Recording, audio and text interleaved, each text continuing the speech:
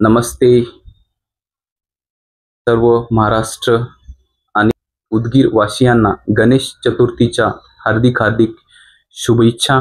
आज गणेश चतुर्थी निमित्त आपण सर्वजण गणेशजीला आपल्या घरामध्ये आणतो आणि त्यांची स्थापना करतो। हा सण कोणी 7 दिवसाचा, कोणी 5 दिवसाचा, कोणी 9 दिवसाचा, तर कोणी 11 दिवसाचा अशा प्रकारे साजरा केला जातो। आणि या सणाला फक्त एक कर्मकांड न ठेवता या सणाकडून आपल्याला काहीतरी शिकलं पाहिजे आणि ज्यावेळेस आपण खऱ्या रीतीनं त्यांच्याकडून काही शिकल त्यावेळेसच खरी गणेश चतुर्थी होईल असं मला वाटतंय। त्याच्यामुळे आपण थोडंसं गणेशजीबद्दल काही थोडीशी गोष्टी जाणून घेऊया। गणेश अर्थात जो ज्ञानाचा देवता आहे।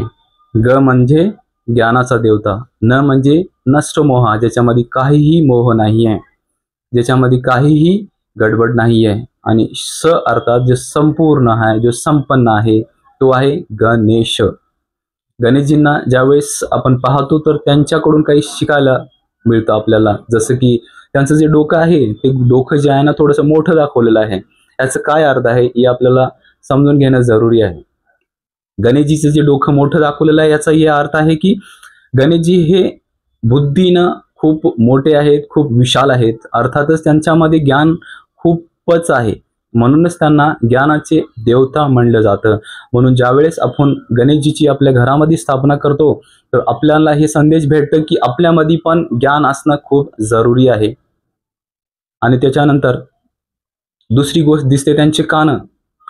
गणेशजीची कान कसे आहेत, मोठे मोठे आहेत, आणि सोबतच ते फक्त मोठेच नाहीये तर ते हलतात पण, असं पण होतात। तर त्या कानाकडून आपल्याला काय शिकायला भेटतं? त्या कानाकडून आपल्याला हे शिकायला भेटतं की जास्तीत जास्त चांगलं ऐकत राहा।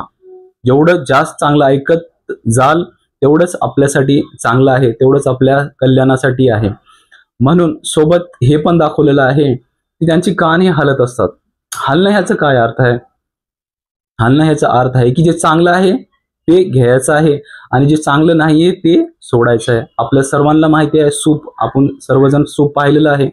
सूपामध्ये कसं असं असं करत आहे, आणि ज्यावेळेस आपण हे करत जातो जे चांगलं आहे ते मध्ये असतं आणि जे खराब आहे ते बाहेर पडतं। त्याचप्रमाणे गणेशजींना ज्यावेळेस आपण पाहतो, त्यांच्या कानाला ज्यावेळेस आपण पाहतो तर आपल्याला त्यांच्याकडून हे समजतं की चांगलं घेणं आणि वाईटांना सोडून देणं।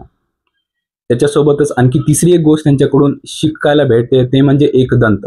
एकदंत अर्थात अद्वैत, ज्यांच्यामध्ये द्वैत भावना नाहीये, जे सर्वांप्रती शुभचिंतक आहेत, जे सर्वांना एका दृष्टीने पाहतात। तो कोणीही असो, तो स्त्री असो, तो पुरुष असो, तो हिंदू असो, तो मुसलमान असो, ख्रिश्चन असो, कोणीही असो, त्यांच्या दृष्टीमध्ये सगळेजण सेम आहेत, म्हणूनच त्यांना एकदंत म्हणलं गेलेलं आहे। आणि आपल्याला त्यांच्याकडून हे गोष्ट शिकणं आवश्यक आहे। ते सर्वांना एका दृष्टीने पाहतात, एका नजरेने पाहतात, आणि आपल्याला पण हे त्यांच्याकडून शिक्षा भेटते की आपली बी दृष्टी सगळ्यांप्रती शुभचिंतक आणि चांगली असणं जरुरी आहे। त्यांचं जे पोट आहे ते दिसतंय, पोट जे आहे ना खूप मोठं दाखवलेलं आहे। तर याचा काय अर्थ आहे? हे अर्थ आहे की तो जास्तीत जास्त समावून घेतो, तो व्यर्थ असं कोणाला पण सांगत बसत नाहीये। जे पण समस्या आहे, जे काही आहे ते स्वतःमध्ये ठेवतोय, छोटी छोटी गोष्टीला मोठं करत नाहीये, आणि जे बी गोष्ट आहे ते स्वतःमध्ये सामावल्यामुळं त्याची विशालता, त्याची जी क्षमता आहे, त्याची जी कॅपॅसिटी आहे खूप वाढत जाते। म्हणून आपल्याला पण छोटी छोटी गोष्टीमध्ये टेन्शन घ्यायचं नाहीये, आणि सोबतच एखादी गोष्ट जर व्यर्थ आपल्यापर्यंत आली तर ती गोष्ट पुढे शेअर करायची नाहीये। कारण जेवढ्या गोष्टी आपण पुढे शेअर करत जाईल ते व्यर्थ ज्यावेळेस आपण पुढे शेअर करत जाऊ तर त्या व्यर्थाचा विस्तार होतो, आणि जो जास्त व्यर्थाचा विस्तार करतो तसाच समाज पण बनत जातो, तसेच आपलं जीवन पण बनत जाते। त्याच्यामुळे थोडंसं याच्याकडे पण आपल्याला लक्ष देणं जरुरी आहे। तर आपण गणेशजीकडून हे सगळे गोष्टी शिकायला हवेत। आणि त्यांच्यासोबत त्यांच्या हातामध्ये एक कुऱ्हाड आहे। कुऱ्हाड आम्हाला किंवा आपल्याला हे शिकवते की कुऱ्हाडीचं काम आहे कट करणं। तर इथे काही स्थूल गोष्टींसाठी याचा अर्थ नाही आहे, याचा सूक्ष्म अर्थ असा आहे की आपल्यामध्ये किंवा आपल्या मनामध्ये जे जंजाल आहे, जो निगेटिव्ह विचारांचा, व्यर्थ विचारांचा, खूप सारे असे अज्ञानाचा आपल्या मनामध्ये एक जंजाल आहे. त्या जंजालाला, त्या पूर्ण जे नेट बनलेलं आहे त्याच्यामध्ये जे सगळं गडबड झालेलं आहे, त्या गडबडीला ज्ञानाच्या कुऱ्हाडीनं कट करायचं आहे. आणि ज्यावेळेस आपण त्या ज्ञानाच्या कुऱ्हाडीनं कट करत जाऊ, ते सर्व जंजाल खतम होऊन जातील आणि आपण सुटसुटीत, अर्थातच स्वतःला शांत आणि ज्ञान स्वरूप स्थितीमध्ये अनुभव करू. म्हणून त्या कुऱ्हाडीकडून आपल्याला हे शिकायला भेटतं की आपण आपल्यामधले जे बी व्यर्थ आहे त्याला खतम करायचे आहे आणि एक चांगल्या अवस्थेमध्ये स्वतःला अनुभव करायचा आहे. त्याच्यासोबतच गणेश जे आहेत ना, जे जसं बसलेले दाखवतात काही जागी, की एक पाय जे आहे ते खाली आहे आणि दुसरं पाय जे आहे ते वरती आहे. तर ह्याच्याकडून आपल्याला काय शिकायला भेटतं? तर ह्याच्याकडून आपल्याला हे शिकायला भेटतं की आपण हमेशा एक पाऊल पुढे ठेवायला पाहिजे चांगल्या कामासाठी, हमेशा रेडी राहायला पाहिजे चांगल्या कामासाठी.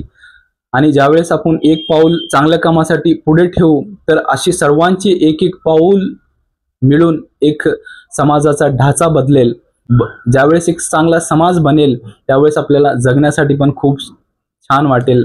म्हणून आपण या गणेशजीच्या जी बैठक आहे त्या बैठकीकडून आपल्याला हे शिकायला मिळतं की आपण पण हमेशा एक कदम पुढे ठेवायला पाहिजे, एक पाऊल पुढे ठेवायला पाहिजे आणि त्यांच्याकडून हे शिकून घेऊन आपण पण ह्या समाजामध्ये काहीतरी करायचा संकल्प करायला पाहिजे. हे सगळे गोष्टी आपल्याला त्यांच्याकडून शिकायला भेटतात आणि आपण हे गोष्टी शिकणं जरुरी आहे. तर चला, खऱ्या रीतीनं आपण गणेश चतुर्थीचा सण साजरा करूया आणि कर्मकांडामध्ये जास्त न फसता त्याचं सही अर्थ म्हणजेच चांगला अर्थ काढून त्या अर्थामध्ये स्थित राहूया.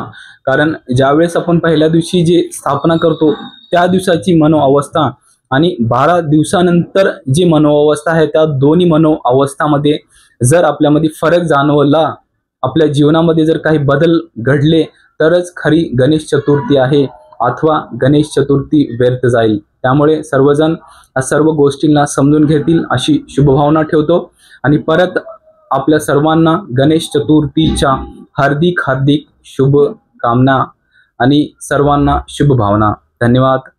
थँक्यू. गणेश चतुर्थीच्या हार्दिक शुभेच्छा. धन्यवाद.